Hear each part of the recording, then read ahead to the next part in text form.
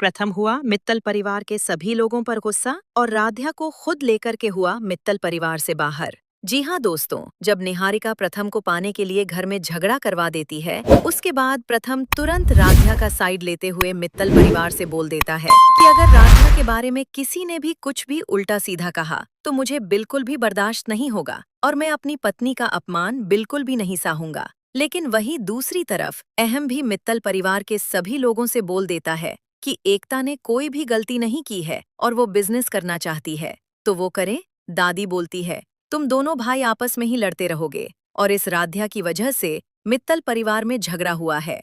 लेकिन इस राध्या को बिल्कुल भी समझ में नहीं आ रहा है। वहीं दूसरी तरफ निहारिका का प्लान पूरे तरीके से फेल हो जाता है और मित्तल परिवार से प्रथम और राध्या अलग हो जाते हैं और निहारिका दादी के साइड चली जाती है, जिससे कि प्रथम से वो दूर हो जाती है। हालांकि दोस्तों, वीडियो में आगे बढ़ने से पहले अगर आप लोगों ने अभी तक इस वीडियो को लाइक करके चैनल को सब्सक्राइब नहीं किया तो अभी के अभी कर दें। आज देख लेते हैं प्रथम और राध्या के लिए कितने लोग इस वीडियो को लाइक करके चैनल को सब्सक्राइब करते हैं।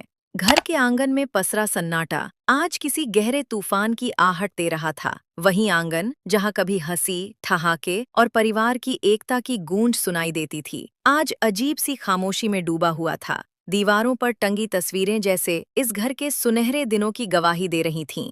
लेकिन आज उन तस्वीरों के सामने खड़े लोग खुद को अजनबी महसूस कर रहे थे। मित्तल हाउस, जिसे लोग मिसाल के तौर पर लिया करते थे, आज अपने ही रिश्तों की दरारों से कांप रहा था। घर के बीचों बीच खड़े प्रथम और अहम के बीच जो दूरी पैदा हो गई थी, वो सिर्फ दो भाइयों के बीच का झगड़ा नहीं था, बल्कि पूरे परिवार की जड़ों को हिला देने वाला तूफान बन चुका था। अहम का चेहरा गुस्से से लाल हो चुका था, उसकी सांसें तेज चल रही थीं और आंखों में भरा हुआ आक्रोश साफ दिखाई देकर प्रथम का कॉलर पकड़ लिया। ये दृश्य इतना अचानक था कि वहां मौजूद हर शख्स जैसे पत्थर का बन गया। अहम की आवाज पूरे आंगन में गूंज उठी, सब तुम्हारी वजह से हुआ है। तुम्हारी और तुम्हारी पत्नी की वजह से ही आज मेरे घर की इज्जत मिट्टी में मिल गई। तुम दोनों ने मिलकर एकता का सच सबके सामने ला दिया। अगर तुम लोग बीच में ना आते तो आज ये तमाशा कभी नहीं होता। उसकी आवाज में सिर्फ गुस्सा नहीं था, बल्कि टूटा हुआ विश्वास भी था। ऐसा लग रहा था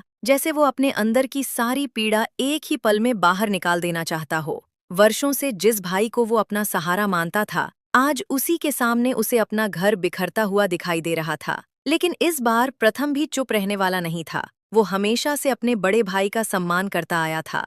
हर फैसले में अहम को आगे रखा, हर मुश्किल में उसके साथ खड़ा रहा। मगर आज बात सिर्फ आरोपों की नहीं थी, बल्कि सच और झूठ की थी। प्रथम ने धीरे से अहम का हाथ हटाया, लेकिन अगले ही पल उसने भी अहम का कॉलर पकड़ लिया। उसकी आंखों में आंसू थे, लेकिन आवाज में मजबूती थी। बस कीजिए भैया, उसने लगभग चीखते हुए कहा। कब से आप राध्या को दोष दे रहे हैं? राध्या की इसमें जरा भी गलती नहीं है।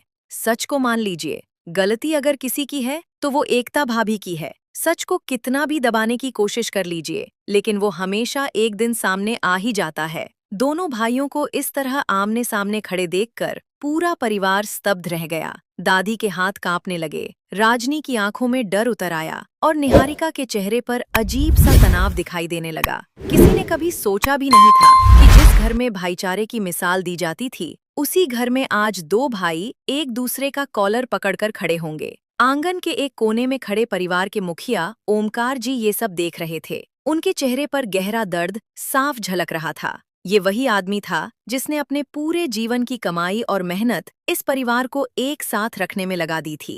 आज वही परिवार उनकी आंखों के सामने बिखरता हुआ दिखाई दे रहा था। उनकी आंखों में आंसू भर आए। उन्होंने कांपती हुई आवाज में कहा, बस करो तुम दोनों, क्या इस घर को अखाड़ा बना दोगे? ये वही घर है जहां तुम दोनों ने साथ खेलते हुए बचपन बिताया है। आज उसी आंगन में तुम एक दूसरे से लड़ रहे हो। लेकिन उस पल दोनों भाइयों के कानों में जैसे किसी की आवाज पहुंच ही नहीं रही थी। अहम का गुस्सा और प्रथम का आक्रोश दोनों ही अपने चरम पर थे। यहाँ की परंपराएं और नियम पीढ़ियों से चले आ रहे हैं और कोई भी बहू इन नियमों को तोड़कर इस घर की मर्यादा को दांव पर नहीं लगा सकती। ओमकार ने भी सख्त आवाज में कहा कि अगर एकता ने सच में छुपकर बिजनेस किया है तो यह इस परिवार के भरोसे के साथ बहुत बड़ा धोखा है। लेकिन अहम यह सब सुनने को तैयार ही नहीं था। वह बार बार यही कह रहा था कि एकता ने कुछ गलत नहीं किया और अगर परिवार उसे गलत ठहराएगा तो वह यह बिल्कुल बर्दाश्त नहीं करेगा। इसी बीच माहौल इतना गर्मा गया कि प्रथम और अहम के बीच जोरदार बहस शुरू हो गई। दोनों भाई एक दूसरे के सामने खड़े थे